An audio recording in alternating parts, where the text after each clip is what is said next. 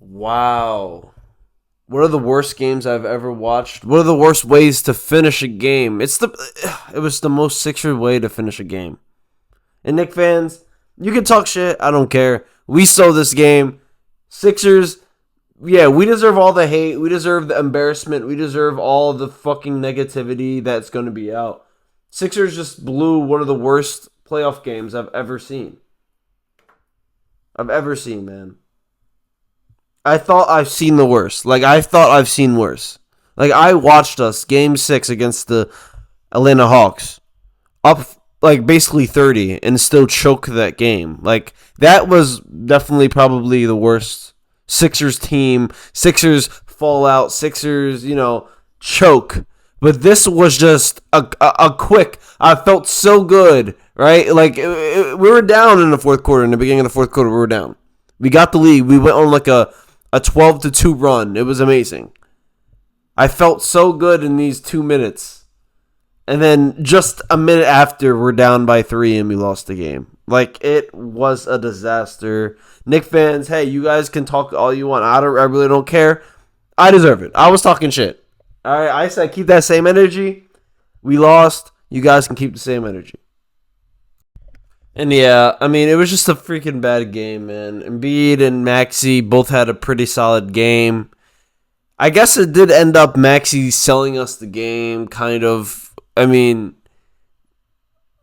Just he did get fouled, right? The refs. Let me talk about the refs first, because in game 1, I talked about how the Sixers lost to the refs and the Knicks. This game was worse. The refs were just calling horrible calls throughout the game, and it was mostly towards New York, the New York Knicks, benefiting them. Every brush call, every touch call, there's some calls that I'm like, bro, he didn't even get touched. There's some calls that were literally just blocking foul on Brunson, for Brunson. It just doesn't make sense, man. These refs need to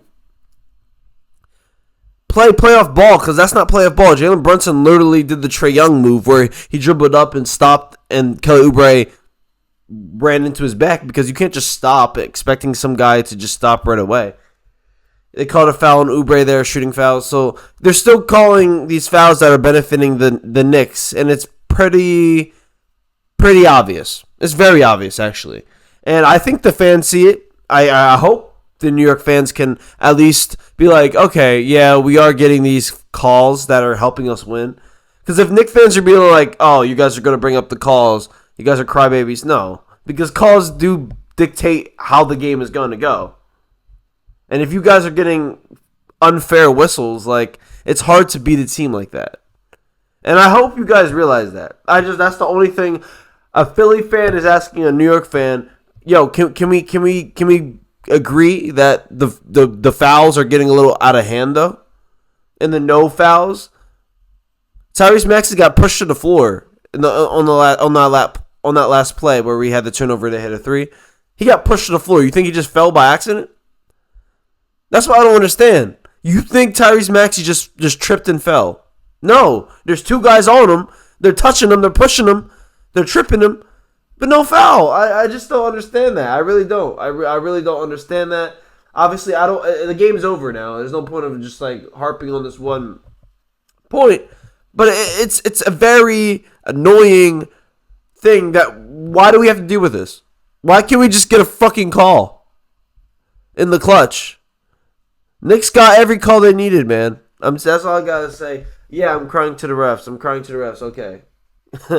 But, hey, I lost a lot of faith. I'm not going to lie. I lost a lot of faith going into Game 3.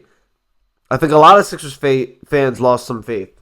They're not going to come with the same power. They're going to be coming like, bro, why didn't you win a game type shit? You know what I mean? So, yeah, it's kind of hard to come back from. 90% of teams, when they're down 0-2, they don't win. So, yeah, it's not looking good for the Sixers. But if we can win two straight games, I guess we still have a chance. But that is not likely. It's not likely. After what I've seen, it's not likely. That was a mental error last game. That was just, we weren't ready. We don't want to win. That's what it looks like to me. We just don't want to win. And it sucks. Embiid's out here walking on one leg. You know, it really does suck. I thought this was going to be the year because Embiid is going to be healthy. This is the most healthy Embiid's ever been. But no, I was just lying to myself, I guess. Sixers fans been lying to themselves. Embiid's always going to be hurt. It doesn't matter. It really doesn't. He's going to get hurt no matter what. If it's not his knee, it's going to be his finger. If it's not his finger, it's going to be his eye. If it's not his eye, it's going to be his shoulder. Shoulder. I can't say shoulder right. Shoulder. Man, it's whatever, man. I have to keep this short because I'm just going to be talking myself in a circle.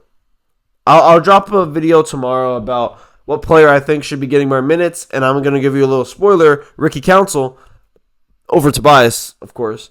Yeah, I'll go over the game and players who can honestly help us in this series because we need a change, right? We need a lineup change.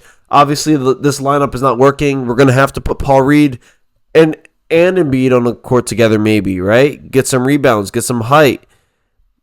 The Knicks don't really have, I would say...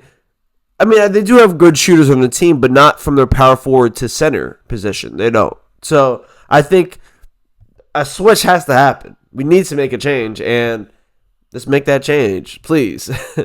But yeah, that's going to be it for this video. I'm going to drop a video tomorrow. If you enjoyed this, drop a like, subscribe. I'll catch you guys.